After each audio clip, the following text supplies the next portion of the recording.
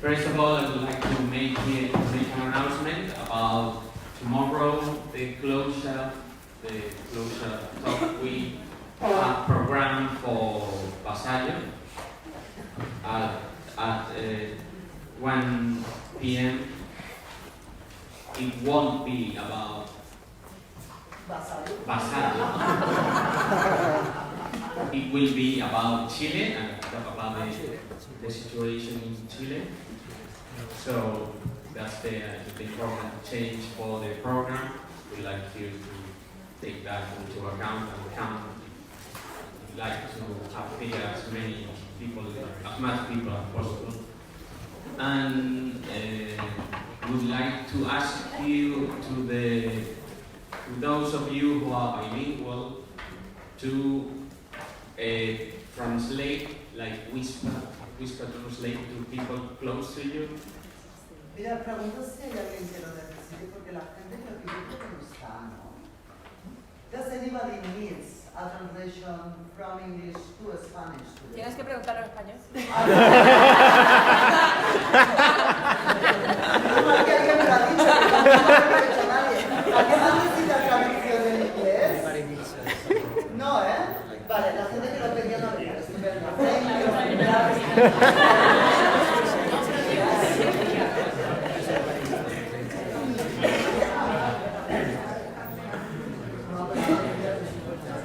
So that's the change for tomorrow. And now, for those of you who don't know Meg-John Barker and Iantaffi, I'm delighted to introduce you to Meg-John and Iantaffi. And if you Google them, you will find so much. If you visit the sites, you will find like books, publications, interviews, presentations, podcasts, training, and lots of free stuff. And to make it short, the revolution comes from kindness, compassion, from listening, from learning and sharing. That's to make it short. You don't know how much I admire their work, so I could go on and on and on. But for those of you who already know them, I know you want me to shut up and listen. So I present you Meg-John Barker and Iantaffi. Thank you.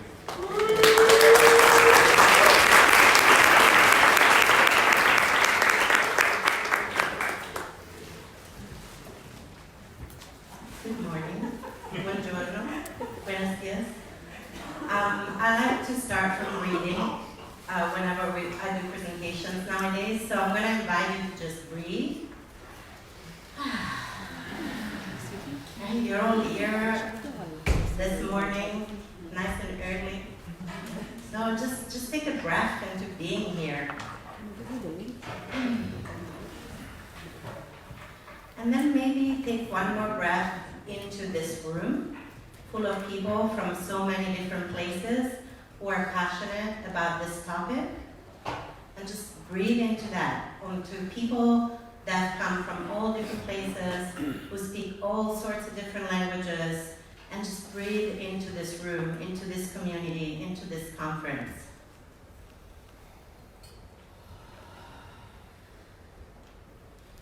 And I would like to invite you to take one more breath into connection with the land and the earth. So maybe feeling your feet on the ground, your seat on the chair. And just breathe into that.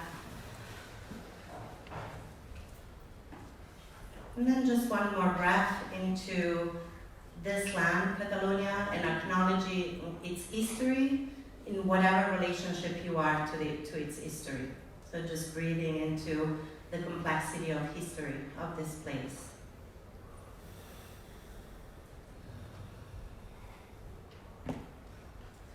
And I'd like to invite you to take one more breath into ancestral connection. And I know ancestors can be complicated for many of us, And ancestors don't have to be ancestors of blood.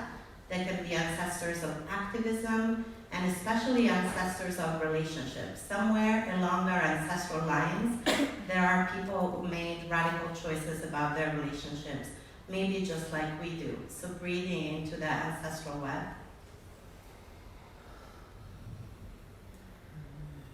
And just feeling that connection, that we're not the first people to talk about those topics, and hopefully we won't be the last people.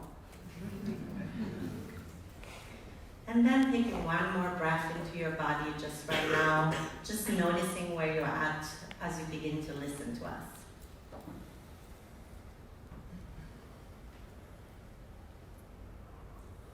And if your eyes have been closed, this is a good time to also open them and reorient yourself to the room, and just taking a moment to look around you and reconnect to this place and this time.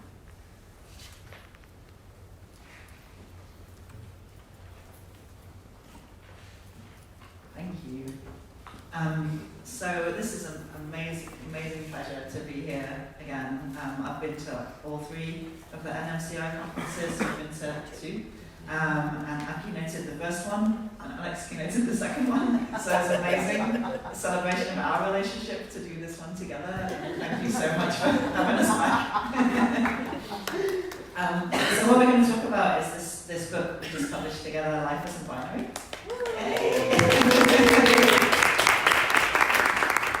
And we called the talk, we're going to do some reading and some talking about it and answering questions.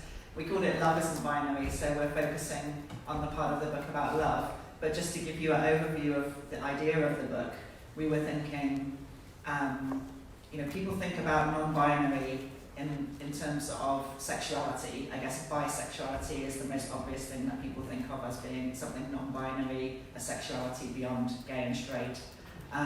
But also non-binary gender, is much more known about these days, and we've written quite a lot about that as non-binary people.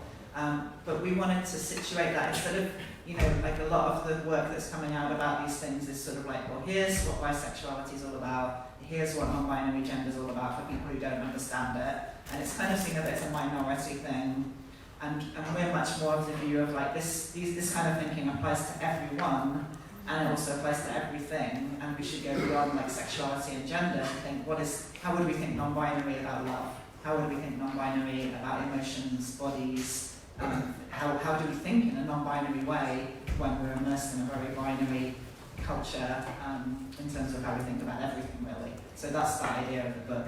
Do you want to say anything more about what it means to you?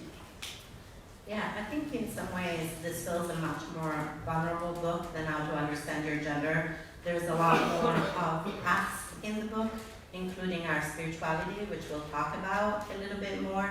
And we still try to, as well as drawing on our experience, also bringing in kind of multiple voices, both from community and from our experience with our work, therapeutic work, mentorship work, kind of to broaden the lens and to really acknowledge all the different people we've been learning from. So I think the format we were thinking about this morning is that we'll read different extracts from the book, and then we'll have a conversation about it, and then leave time at the end for discussion, so that you get a little bit of a flavor of the book, as well as our insight about what we wrote, and then we'll open it up to the floor. Yeah, and you're going to start. I'm going to start with that. That's great.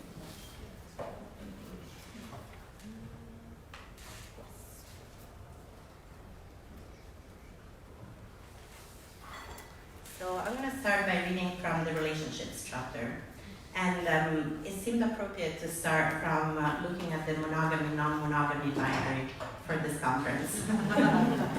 Seemed obvious, right? The monogamy, non-monogamy binary presents us with a useful example of why it's not helpful simply to flip a binary. In some writing about non-monogamous relationships, writers have endeavored to present them as more natural, normal, and better than monogamous ones. For example, by reporting on how most animal species are non-monogamous, or by presenting non-monogamy as inherently more ethical than monogamy. So again, it's this dogma, right? Which one is better? Which one is more natural? Which one is more ethical? Not only does this risk monogamous people feeling excluded in communities where this flipped hierarchy becomes the norm, it also prevents us from thinking critically about the forms of non-monogamy that predominate. In recent years, polyamorous and open communities have been challenged to consider the further exclusions and norms that have developed there. For example, around unicorn hunting to find the perfect person to complete a triad, or insistence that new partners join a polycule or practice non-monogamy in a particular way. They've also been critiqued for failing to question other cultural binaries beyond monogamy, non-monogamy, such as those which privilege white middle-class people, the gender binary, and binaries of love relationships over other kinds. So basically, when we just restrict things to a polarity, we have a lot less nuance.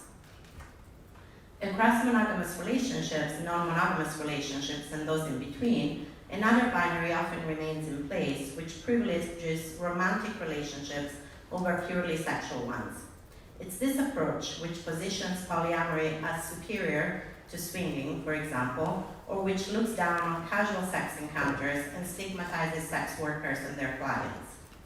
This binary often results in more sex-focused relationships being treated as disposable, ditched by monogamous people when a romantic relationship comes along, or objectified as secondary in non-monogamous communities. Asexual, ace, and aromantic are people have usefully challenged the assumption underlying this binary, that it's best to get romantic and sexual needs and desires met in the same relationship, and that it's even necessary to have such needs. Many asexual people form close relationships which are not sexual, but which may or may not be romantic, and many aromantic people form close relationships which are not romantic, but which may or may not be sexual. And then what we do in the book is kind of talk about multiple experiences, and so kind of bring in some examples of different experiences around this virus. But I think we stop reading there and we'll just have a little bit of a conversation. Yeah, right?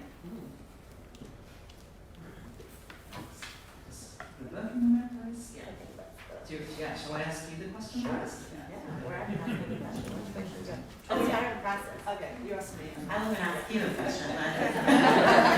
Transparent process. We met some coffee, but not enough coffee apparently. No, that's right. That's what we're going to talk about here. So, Meg-John, we're going to talk about how relationships change over time. Yes. So, for example, we've known each other for a really long time, and our relationship has changed, but also each one of us have had relationships that have changed over that time, and our understanding of non-monogamy has also changed over time. So I wonder if maybe we can start from that. How has your understanding of non-monogamy changed over time? Thank you. So I think we agreed we've both been non-monogamous about 20 years. And I kind of got into this area of activism as well and writing about it. So it fits in with the conference because Daniel started the Lisbon conference like nearly 10 years after the first European non-monogamous conference had happened in Hamburg. Like 10 years before that. So that was like the kind of time I came into this. So it's kind of the history of this conference, but also my own history. And I guess for me, monogamy hasn't worked for me because I was really always feeling like there were multiple important people in my life, and it didn't make sense to put one person at the top of that as more important. And I had felt this pressure from romantic partners, for want of a better word, that they should be sort of number one. And that always didn't sit quite right with me. And then when I found the polyamorous community, I was like, oh, here's my home, like people are doing it differently. And I remember that being quite a jolt of like, oh, actually the people I'm meeting, that they've actually got lots of different motivations, and they're not the same as mine. Actually, a lot of people, it was more about having sex with more than one person, or less political motivations, or so that's why I started to study it, because I was kind of fascinated by this. But also, I really noticed in myself this sense of like, okay, I'm getting rid of the monogamous rules. Like, what are the new rules? Okay, I better follow these rules. In this polyamorous community, you have to like date somebody. Like, you have to at least have a date once every couple of weeks if it's a relationship. And you must have sex on that date because that's what it's kind of all about. this is not really fitting. So yeah, over time it's really evolved to almost have that sense of like there's this real diversity of non-monogamies, and like in writing about it and experience it personally have gone hand in hand for me, of almost like I've been trying to write the ways of doing it so that then I can do it in those ways, you know. But then along the side of that, you know, the community has shifted and changed in ways that have opened up my possibilities, like coming across relationship anarchy and solo polyamory helped me just sort of like, okay, these were a better fit for me, and maybe I can kind of merge them together, you know. So that's been, so I guess where I'm at now is probably the most similar to those kind of models. Yeah, yes, I would agree with a lot of what you said, and I've been polyamorous about for 20 years, but I like to think it goes way back. You know, I was brought up in Italy and I wanted to be a nun by the time I was 8 years old, so I was really into communal living with a lot of different partners. You know, it's like, I don't think there's anything more polyamorous than being in a convent, honestly. I mean, maybe slightly religious to say that, but that's kind of how I looked at it, right? Like, you're in a community, you're not, like, this living with one person never made sense to me, even when I was quite young. And so when I was looking around, I was like, oh, this is a model of communal living that is acceptable, right, in the Northern culture where I was. And then kind of I moved from Italy to the UK when I was 22, and kind of came into my queerness first and then into my transness. And I think my gender and sexuality really map onto my relational journey too.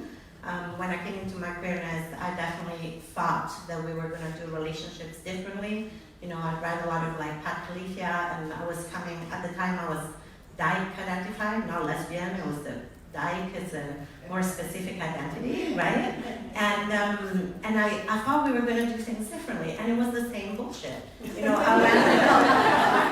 you know, I have a history, which is not a secret. I've been writing about it more, even though it makes me nervous, of like being brought up in a house where there was domestic violence, and then coming into relationships where there was intimate partner violence in my early 20s, and then coming into queer communities and realizing that just changing the gender of my partner wasn't gonna mean moving away from systemic violence if people were buying into the same values. And part of the same cis heteronormative values are ownership of the other person in a relationship. You know, you're my one and only. There's a certain level of ownership. And not that monogamy cannot work differently, I think it can, but in terms of a certain normative understanding. And actually what I found when I started being polyamorous about 20 years ago was that some people in polyamorous communities also had that understanding. You know, that I was coming into a community where some people put their dyadic relationship at the top, and I thought, okay, but if we're doing polyamory, why is the dyadic relationship still the unit for many people? And I couldn't understand that. And in that unit, there were things like veto powers, and for me, as somebody who's assigned female at birth, I wanted to have bodily autonomy. And that didn't seem any more possible in polyamory necessarily within certain environments than in others.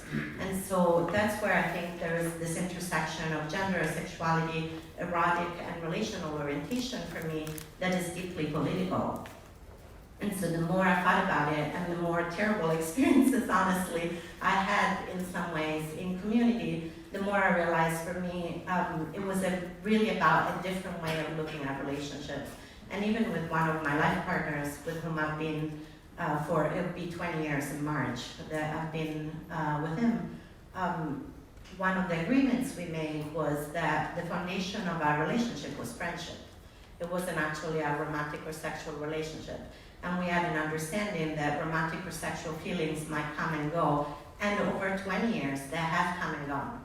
You know, I've honestly fallen out of love with him and then fallen back in love with him. You know, because we've gone through life changes, you know, with a child together, that has a big impact. As a family therapist, I know, you know, when you have a baby, it kind of changes everything. A lot of your stuff from family of origin comes up. And so if the foundations are different, then something else is possible.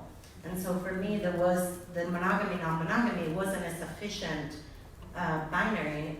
It was more about what are the values? What am I founding my relationships on? And then the only other thing I'll say is that, again, this expectation of putting romantic or sexual partnerships on top never made sense to me. Like if my partner asked me to give up some of my friends, I would never do that. Like that feels controlling, and again, it feels a matter of kind of autonomy, right? Like why can I not have my autonomy while being part of a relational system? And I think that just being non-monogamous doesn't necessarily challenge what are we considering as part of our political value, what are our units, what about sovereignty? And ultimately it's about sovereignty. Sovereignty over my body, sovereignty over my mind, not that it's separate, but sovereignty over my choices. There was something that I never quite understood about I understand being in conversation about commitments and all that kind of thing, but kind of vetoing something or stopping somebody from doing something, maybe because of my background, always felt too much of an echo of control from abusive relationships, if that makes sense. It doesn't have to be, but for me there is that connection. And so that autonomy was really fundamental, and I think it still is, even after 20 years. Yeah, I think that's so helpful in terms of my thinking. It's like it's still changing even in this conversation, because as you say that, I realise, I think in a way my focus and a lot of people's focus sometimes can be so much on like these different ways of doing relationships, like different kinds of non-monogamy, almost trying to find the perfect, instead of finding the one perfect partner, it's like finding the one true way to do relationships that's going to keep you safe enough or free enough or something. And again, for me it's become more and more about consent, and more and more about realising that somehow for me that partner model of relationships, whether monogamous or non-monogamous, often tips into non-consent, and that sense of either being grasped by somebody and not free enough, or me grasping, or often me trying to turn myself into something for somebody. And that again is like excavating the past and looking at that kind of history of intergenerational trauma, which is something you talk about so much, of what's led to my upbringing, learning to treat myself so non-consensually that then it becomes really difficult to have consent within relationships. And that's become more of like the important piece of like what relationship containers do I need with the people in my life to ensure kind of maximum mutual consent. And that's kind of where I'm at, and almost like doesn't matter whether that's an erotic relationship or not, or I don't even know quite what romantic even means, anymore, but I want those kind of relationships, and I know what they feel like, and like you say, that echo of the past is when, okay, I know this feeling, that's like, this is, I'm being kind of too tightly held here. Yeah. And I'll add just one more thing before you read the next part, which is, I think when we can hold relationships with that open hand, there's more possibility. Just like with one of my life partners, I've been able to fall in and out of love. Like if I think about our relationships, we've known each other for over 16 years now. Yeah. I've managed to grow a whole human being in that time. Yes, they were on the inside when I first met them. And now they're on the outside, they're pretty tall. But our relationship started as it started as a sexual relationship, then a romantic relationship. Again, I don't think that's any secret. Yeah. And that was pretty short. Yeah. But then because we were able to recognize that there was a valuable connection between us, over the years we've been able to kind of go with the changes. Yeah. Sometimes we've been closer, sometimes we've been further apart. And then we kind of found our way back to each other as writing partners. And we have a pretty strong commitment to our writing partnerships. We make time for each other. We plan vacation time. We're part of each other's families, I would say, to a certain degree. And I think if we had kept it just in that model of this is what it is and it hasn't worked and thrown it away, we would have missed out on like 16 years of relationship. This would never happen. That would happen. I know, isn't that sad? Yeah. Yes, I'm going to read a little bit out about the partner-friend binary that we questioned, and it mentions a bit about our relationship here. It says, perhaps an overarching binary when it comes to love and relationships is the one which privileges partners over friends. You can see this reflected in phrases like just friends, more than friends, friend zone, all of which suggests that being a friend is inferior to or less desirable than being partners with somebody.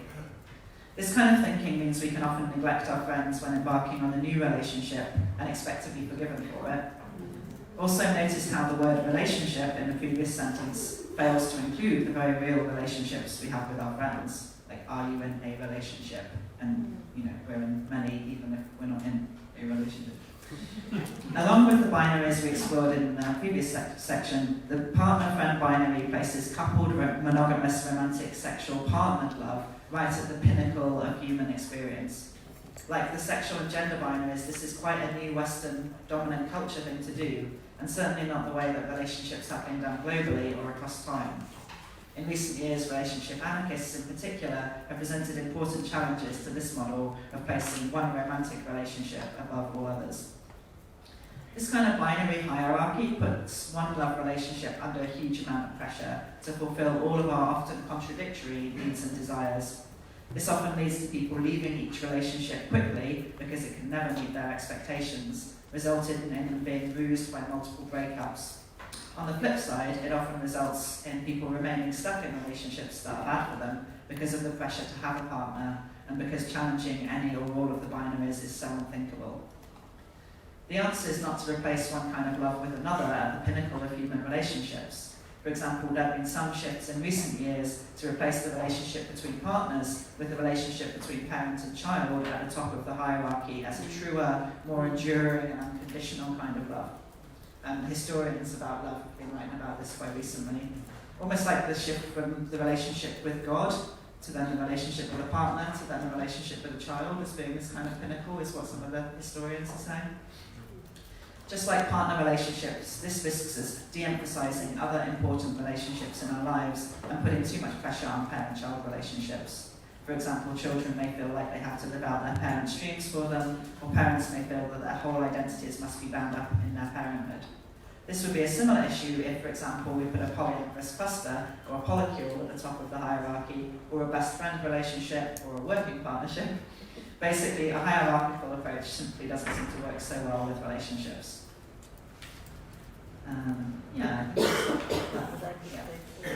We go on to talk about like the different kinds of love and the different kind of connections that you might see as equally valid, and then we reflected a bit on our relationship, didn't we, in that, in terms of like thinking about the different kind of connections, like intellectual connection or emotional connection, and the different forms of intimacy.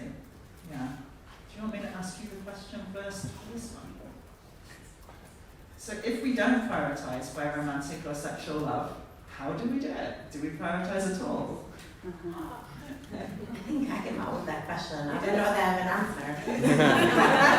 So that's always fun. But I think that is something that comes up definitely in my work as a therapist. It's like, fine, so if this is not the goal, what is the goal? What is going to give my life meaning?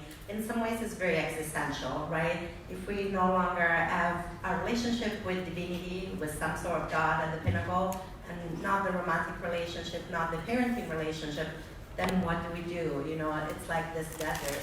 And I think it does go back to this piece about consent, and also how priorities can shift over time. If we think about consent first as self-consent, so our capacity to tune into our body, to be able to listen to ourselves and to be in deep relationship with ourselves, then our priorities will shift and change over time. And if you think about a lot of different stories in different traditions across time and space, a lot of stories are really about finding out the kind of people we are and what matters to us. Right? That's a pretty fundamental story. I don't know that I'm one of those people who believes that there's only a certain number of stories, but I think that story about who are you, what are your values, what kind of person you are, and that tension between self and community is often part of many, many stories across time and space. And so when I think about priorities, I think about how my priorities were very different when I was 5 years old, than when I was 10 years old, than when I was 15, and now that I'm 48, mostly if I could sleep through the night without a hot flash, it would be great. I feel like we don't talk about bodies enough, so I inappropriately will talk about menopause at any possibility. And really, how can we expect our priorities to be always the same, right? Even when I use terms like life partner, for two of my partners, all that it means is that we have a deep commitment to growing family together. And what that looks like might be very different. We may or may not live together across time. We may or may not have a romantic relationship. We may or may not share finances.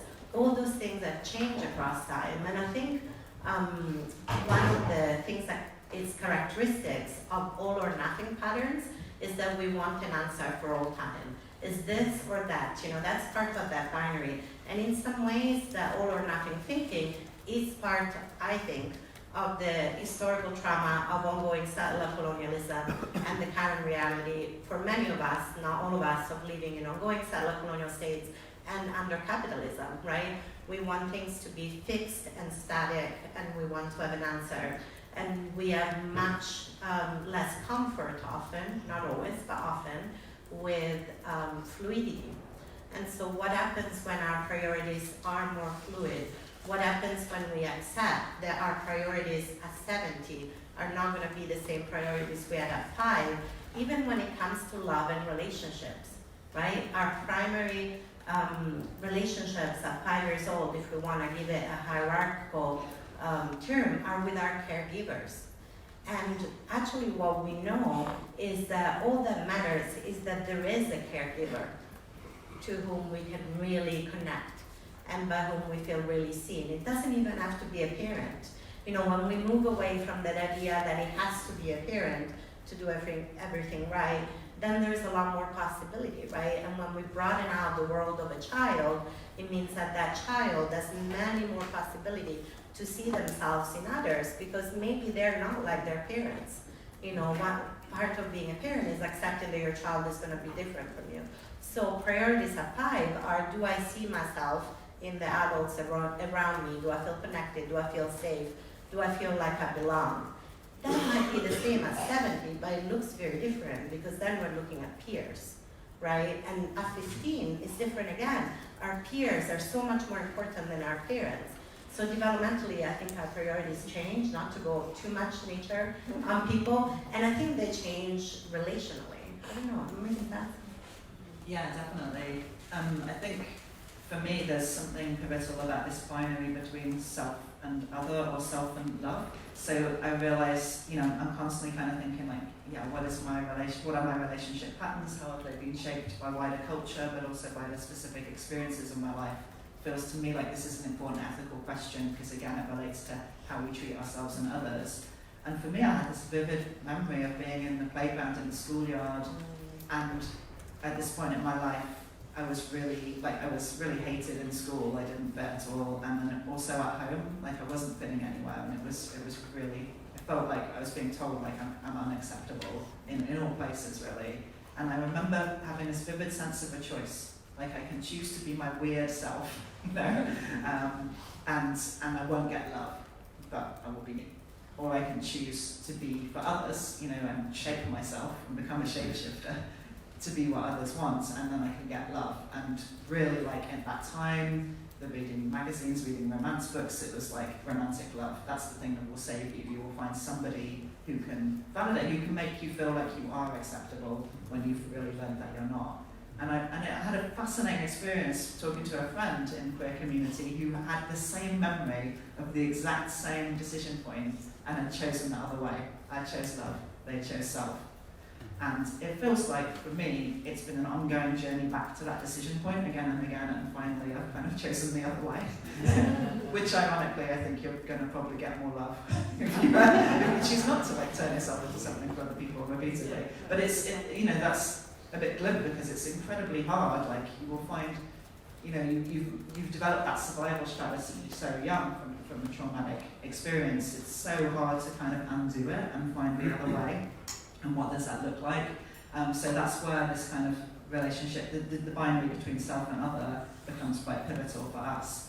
And I think, you know, and a really important one to be thinking about in these conversations about how we do our monogamous or non-monogamous or monogamish relationships. Like, in a way, again, that binary is not the most helpful one. It's this kind of binary about how do we treat self and other, and how do we find that way of consensually relating with both self and other, which is what Alex is going to read now. I think that's a really good segue into reading from the self and other binary, still in the relationship chapter. Binary ways of doing relationships tend to exacerbate the binary between ourselves and another person, such as a partner.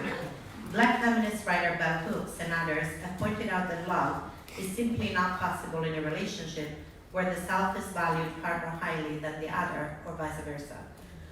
Which is really interesting, right? Because you were talking about that binary, Meg-John, and actually some writer like Bell Hooks argue that there cannot be this hierarchy, the choosing will go on over the other. What we have under these conditions is the tendency to treat the other person as a thing for our own benefit and try to make them into what we want them to be. Or we have the tendency to treat ourselves as a thing for somebody else and to try to shape ourselves into their ideal. And at this point in the book, we have a reflection point, which I'm going to read, and I'm really going to take some pauses and invite you to think about. So think about this in your own relationships. Are there times when you value yourself over the other person? Are there times when you value yourself over them? Oh, them or you should be. We found the title.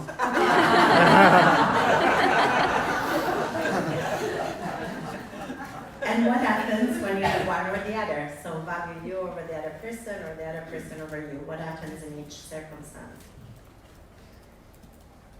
You might want to consider relationships conflicts in particular. What would it look like to value yourself and the other person equally at times of conflict? So take a moment to see if you can imagine that. All of the following things flow from the interconnected cultural love binaries we've covered in the chapter so far. The privileging of being in a couple or being with ourselves, the notion of belonging to someone else, the assumption that we will let go of our friends and support networks and keep the relationship private from them, the expectation that we will squash down many of our needs and desires for the sake of the relationship, and perhaps force ourselves to match up to the relationship ideal. For example, by having sex of a certain type and frequency, even if we don't want it. It's here that the concept of decolonial love can also be helpful. It locates our current binary ways of loving in the streams of histories of settler colonialism and slavery, which involve treating other people as things for our own benefits. It imagines other forms of love, where we value ourselves and others equally. And that's why I think what I call relational love. This includes imagining love with consent and care for self and other at its heart, where a critical reflection on power dynamics is ongoing, and where there is a commitment to never treat another person or yourself as property that somebody is entitled to in terms of a particular kind of relationship or form of labor that is expected. This type of love is rooted in interdependence, which by its nature does not lend itself easily to hierarchies. Critical disability studies and indigenous studies, alongside Black feminist scholarship, have highlighted how the independent-dependent binary is unhelpful and incorrect, given that we are interdependent. Interdependence reminds us that we are connected not just to other humans, but also to broader ecosystems. Many spiritual traditions, such as Buddhism, also challenge the idea of separation, or even the existence of the individualized self. And then we talk about, in the next section, we'll talk about us and them and insider outsider, which we will touch on if we have time for. So, Meg-John, what were we going to talk about here? Oh yes, just another easy subject. So we start to touch into spirituality, into interdependence, into what is love, which seems like a good topic for love isn't binary kind of keynote. So what is love, and what is the role of spirituality in your understanding of love? I really wish we had answers to these questions rather than just questions. What is love? I've been thinking about that a lot. Actually, just in my other co-author and I did a podcast called What's Love But a Biopsychosocial Phenomenon, which is a lot more catchy than it sounds. But yeah, I guess for me the spiritual journey has been alongside the relational, how to do relationships journey, and they've really interwoven, and for me that is a kind of Buddhist path. So it's about, I think the question that is kind of really prompting how I do relationships now is like, how can I kind of be, how can I do my best, how can I be the most compassionate, the wisest version of myself, for myself and others, and what's the relationship container that kind of enables that, but also noticing if a relationship is kind of feels like it's pulling me away from that or helping to enable that in a way. So yeah, thinking a lot about self-care in a kind of more political way of like, yeah, sort of Audre Lorde kind of understanding of self-care, which is actually what we're going to be writing about next week. You know, like what kind of self-care container is needed in order to like write my best work or engage with community in the best way. You know, I see myself very much, was really inspired by Melina Williams actually, who did the keynote at the last NMCI conference, who was talking about being in service to community as a sub. And I was like, yes, yes, that's it. You know, like that feels like a really helpful way. And then she also talks a lot in her work about looking after the property at all costs. You know, so like if you're in a DS relationship, she's saying, but the prime directive is you look after the property, which is the submissive, even against like if the dominant is saying something that doesn't sit right, you have to look after the property. And I'm like, so yeah, like being in service and looking after the thing that is in service, that really relates to me. So it's like, yeah, what's the self-care container that makes me able to produce the best work and interact in the best way with my people and myself? And also, what's the relationship container? So again, we've touched a bit on that yesterday in some of the panels. I think that kind of sense of sustainability, how do we sustain each other, what kind of networks do we need, what kind of communities of support, structures and systems of support, because as we wrote in the book, we're interdependent. It can't be this neoliberal self-care, you know, I'm going to have lots of hot baths and look after myself and then I'm going to be this, you know, product almost. Like it's much more about how do we create communities of support where we help each other. And it's very informed by existentialism, like de Beauvoir was writing about this, as well as black feminism, like it comes from Audre Lorde books, this kind of interdependent model and how can we mutually support each other in the most essential ways. Yeah, and as I think about that, I'm thinking about what one of my friends, Susan Raffo, and also other Indigenous activists talk about, are we a community of need or a community of convenience? And I think under capitalist society, often we're part of communities of convenience. So if we're part of a community of convenience, maybe we have a shared goal or something that serves us all, but then to some degree, people are disposable and the community is disposable because we can go on and create another community of convenience.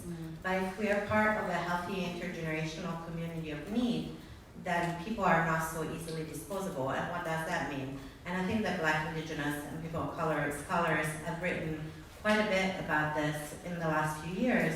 And I think for me, it goes back to this idea of decolonial love. I've been thinking about a lot what it meant kind of being brought up in a more community-based culture and then being displaced through a family history of intergenerational trauma, but also through transness and queerness, and having spent 26 years in more individual-based culture, first in the UK and then in the US, and feeling this tension between self and other, which I think it's a very existential tension, but then really coming back to partially is because we have lost so much around interdependence and healthy communities. And so for me, coming back to what love means is really thinking about how do I balance this self and other? And that's where interdependence, you know, if love means being invested in the well-being of another person, as Bell Hooks says, but also in my well-being at the same time, there can be no love that is not relational. And if there is an imbalance, then it's no longer love, it's something else. But that is really difficult to imagine under this kind of imperialist capitalist conditions, right? We do not have the community environment that is the soil in which this kind of love can grow. And so in some ways, it's not just about the relationship, it's also really tending the soil and changing the culture. And so that's where the spiritual piece comes in, you know, and I come from a more modern pagan tradition, and we're an anarchist tradition, and it's also very interesting to me how anarchy is interpreted in the US compared to where I was brought up, and in Italy. And I tend to think of anarchy not just about a self, but also about self-governance of community. And so one of our tenets of the principles of unity in reclaiming tradition is I am my own authority, grounded in community. And often in the US and the UK, people live the in-community piece out, which I can understand. It's very inconvenient to be my own authority, but also grounded in community, right? How much easier it is to just be my own authority and stop community, right? Because community is complicated, it's relational.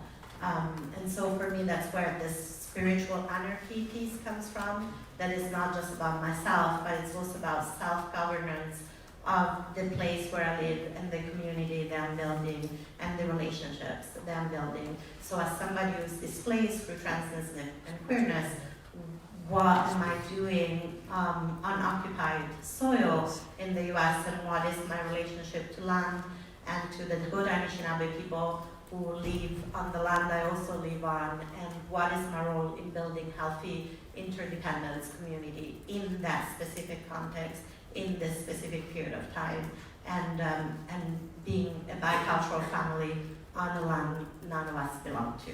So those are some of the easy stuff that I'm struggling with. Absolutely. So I think, I feel like it's nearly 10:30, so I would be happy to sort of just wrap up with another couple of just points I wanted to add to that, and then we throw it open. Does that feel okay?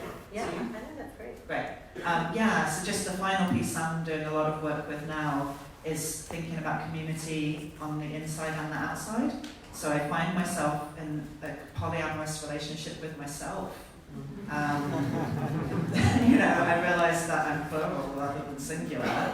I'm engaging with a lot of the kind of therapeutic kind of understanding of this and various spiritual understandings. Recently come across Latina feminism that's writing a lot about the self as multiple. And I think this is a rich vein, in terms of kind of how do we understand systems on the inside and the outside, community on the inside and the outside. So that's where my work is going, is how do we, and it relates to this love piece, because I realize that a lot of my search, my yearning kind of in love relationships has often been to something in the other that maybe I could have found here, and now that I'm finding it in myself, there's less of a tendency to, again, objectify the other as like, well, I'll find kindness in this person because I can't really be kind to myself. Or, I really noticed I had a lot of relationships with the same kind of guy who was like quite a confident, cocky kind of guy, and I realized, it's kind of gender-wise almost who I might have been had I been male assigned at birth, and in a way stopping to look for that in others and starting to cultivate this guy in myself has been part of the gender journey. The more I go down this road of how do we see ourselves as a system and relate to all those parts of the self, without a sense of a leader, without a hierarchy, but this is in a team who works together, and then also relate outside to the systems and structures of support and how we can help each other on those kinds of journeys. That seems really valuable to me. Yeah, I just want to add a little bit about the self. I remember training as a therapist, discovering positionality theory, and really thinking about the self as relational rather than essential, and how much that opened up. So even though I'm not plural, I do think of the self as a system, as a relational. Other people are continuously inviting me, and I'm continuously inviting other people to be in certain position. Like right now, we're inviting you into being the position of the listeners and the audience in the context of a conference, and you've accepted that invitation by sitting there and listening to us. And so these are the selves that we are performing in this moment, but the selves are relational and change across time and space. And that was such a liberating idea for me, that I didn't have to go looking for an authentic self. And I think it's a liberating idea for a lot of the clients I work with, because it can become this other kind of almost search for the truth and search for perfection, which again I find quite colonial.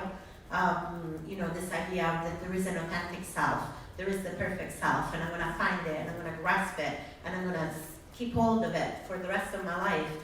how exhausting and how labor, right? And instead, if I can talk to my clients about, it's okay to change your mind, it's okay to learn, it's okay to have embodied cognition, to refer back to Merleau-Ponty, to have an experience and to know more because of that experience, and then to change your mind and go on another journey. We have so much more possibilities, so much more openness in our life when we can have that kind of more relational self, I think. And I think there is a freedom as well to be in relationship with others. You know, going back to this idea of love isn't binary, if I'm not grasping myself so tightly, then I don't have to grasp the other so tightly either. We can dance together, you know, and if love is a dance, the rhythm can change, our steps can change, we can get tired and we can sit down and we can get up again and we can dance with one person, we can dance with many people, there are group dances, there are partner dances, we can dance with the whole community. And so we don't have to limit the dance of love to a specific box or a specific format or a specific rhythm. And for me, there is just so much more possibility in thinking about love as this dance and really broadening it out, thinking about, well, how have we danced across time and space with this idea of relationship, and how have I danced across my time and space with my own relationship, and can I leave this open because I might learn new steps, I might listen to new music, to new rhythms, come into contact with people who bring their own music and rhythm and steps. And how much richer is my life when I think about love that way. That was